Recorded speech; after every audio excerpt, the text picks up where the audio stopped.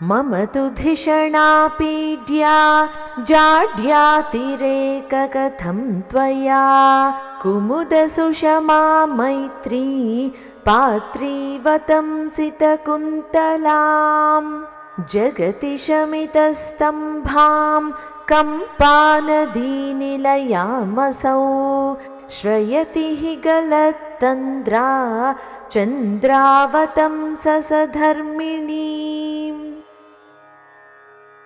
मम तु धिषणा पीड्या जाड्य अतिरेक कथं त्वया कुमुद सुषमा मैत्री पात्री वतंसित कुन्तलाम् जगति शमित स्तंभां कम्पानदी निलयाम् असौ श्रयति हि गलत्तन्द्रा चन्द्र अवतंस సధర్మిణీం।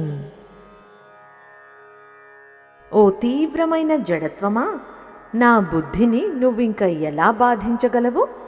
నిన్ను చూసి నేనిక భయపడను. ఎందుకంటే నా బుద్ధి అలసత్వాన్ని పూర్తిగా వదిలిపెట్టి తెల్ల కలువల అందంతో పోటీపడే అద్భుతమైన చంద్రకళను తన ముంగురులలో శిరోభూషణంగా ధరించినది. ఈ సమస్త జగత్తులోని అజ్ఞానమనే జడత్వాన్ని, స్తబ్దతను పూర్తిగా పోగొట్టేది. కంపానదీ తీరాన్ని తన దివ్య నివాసంగా చేసుకుని కొలువై ఉన్నది. చంద్రశేఖరుడైన పరమశివుని ప్రియ అర్ధాంగి అయిన అమ్మ కామాక్షీదేవిని దృఢంగా ఆశ్రయించింది. ఇప్పుడు మరొక్కసారి శ్లోకాన్ని చదువుకుందాం.